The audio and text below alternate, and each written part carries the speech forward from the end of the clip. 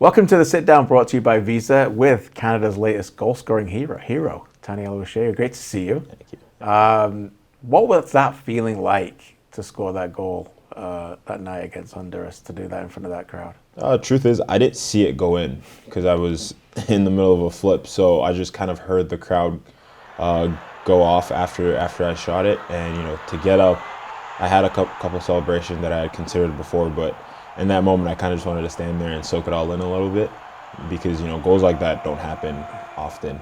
So I think the celebration picked itself where I just kind of stood there and just said like, oh, that was pretty cool. And I sometimes struggle with enjoying the moments when good things happen, and I'm trying to get a lot better at that. So it definitely felt good to be able to do that in front of home fans, which I hadn't done yet. So it was really cool.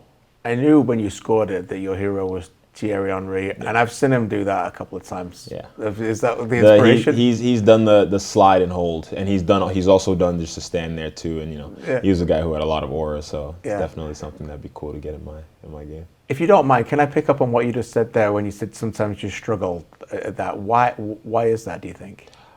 Just because it always kind of feels like there's always something else afterwards, which there is. If you have a really good game, there's always a game after that. If you have a really good tournament, there's always a tournament after that. So right. I think it's important to find the balance between enjoying the moments, but also being ready to flip that switch and be ready to go when the time comes around as well. And I think because I'm fairly hard on myself a lot of the times, I kind of skip the moments where I enjoy the moments and go right back to on to the next thing. So the older I get, the more I play, the more I'm trying to enjoy the moments when it does happen. Because I had a friend say to me that she doesn't think I'm gonna, like when I'm done playing, all the moments that I missed out on enjoying them, that I'm gonna regret it. So I'm trying to do a better job of slowing down and taking it all in.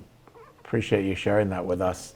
Can I take you right back to the start, Tani? Obviously, Nigeria. Is that where you fell in love with the game? And what was that like growing up loving soccer and football in that country? I mean, that's all it is over there. That's the currency over there. That's the main sport. That's all anyone does. Every other sport is an afterthought. So from a very young age, it's always been the sport that I've played. And my dad was also a really big soccer fan as well. So from the jump, me, my brother, my sister as well, we were all very big into soccer. And my grandma, who lives in England, actually, she is a big part of our lives as well. And whenever we'd go visit her in England, the reason why I became an Arsenal fan was because of her. She had a picture of Thierry Henry. She had a picture with Vieira, Arsene Wenger, the Premier League trophy. She had a mini Emirates Stadium in her house. So from a very young age, we've kind of been seeing that over and over again, and there really was no choice. And I'm glad I chose it because it's worked out for me, but also just because it's provided me with so much joy as well. And I look back on the time we spent, when it was in Nigeria or when I started playing soccer in Canada, and all throughout, it's been incredible. Canada is certainly glad you chose it as well, my friend. When you moved to Canada, age 10, and then into the Mississauga era, and you started to play, when did it click to you that you thought that I might have a shot at this? Like I could maybe do this professionally? It wasn't until I was 14. I think from 10 to 14, you just play club, you play whatever's in front of you. You have the dreams that you've had your whole life. But it wasn't until I switched teams and I was on a team with one of our guys just went over to Dinamo Zagreb to play over there. And our coach, Ron Davidson, who's still a really good guy that I talk to a lot, he made sure that I knew that there was a pathway there if I really wanted it. And that was another time in my life where I had to ramp up my progress and speed things up a little bit, because I realized when I got there that I was so far behind all these guys who'd been under his tutelage for a very long time. So from 14, that was when I thought, okay, there's a chance here. From 14 all the way till 18, I had a couple opportunities to go over to Europe to see what the competition was like over there, whether it was a trial or a showcase or whatever it was. So it continued to become real as the time went by. And once you hit 18, then it becomes, that's the do or die situation where it's like, okay, what direction are we going in? And college for me doesn't usually work out for everyone, or doesn't always work out for everyone, but it didn't kill my dreams. It definitely helped it for sure. Yeah, you talk about college in St. John's. What I love about your journey, and I think what is pretty consistent with so many players on this team, is that it hasn't always gone well. right? And we all want it always to go well, but that's not life, is it? Yeah. I think about St. John's, you got hurt, missed that full season, Yeah. get drafted by Minnesota, then get asked to go to play USL, Yeah. all those kind of setbacks along the way, what you thought were maybe setbacks, but were maybe just detours. Yeah. How has that shaped you? Oh, I wouldn't be who I am today without every single one of them. Starting with the injury I had my senior year in college. Going into that season, I'm, Mac Herman preseason list. I have all these aspirations for myself. Just for it to go in the second game of a game that didn't really matter. It was a summer league game. And having to rethink everything and think about, do I have to stay an extra year? Is this going to slow down my process? And, going to college already means you're a few years behind guys who've been playing since they were 16, 17. So, it was a setback that honestly worked out in the end for me. And I think the one thing, regardless of everything that's happened, there's a Bible verse that I hold on to, Romans 8:28, all things work together for good for those who love God. And that along with, my supporting cast are the people who kind of keep me grounded and keep me focused on the next thing. And every time something happens, they're quick to remind me, like, you've been through something before, you got through that, and you can get through this as well. And every setback has kind of been a blessing in disguise for me. So I'm trying to do a better job of when they do happen, realizing, okay, this might not be the greatest thing, but you've been here before, you know how to handle it, and just take it day by day. Amen, brother. That's my Bible verse too. Yeah. It's on my Instagram as well. Yes, It's my sir. number one for me. Yeah. How big is faith for you in this moment? Oh, it's huge. I think, I'm not here right now without my faith. There's so many times in my career where things have happened to me that didn't really have much of an explanation.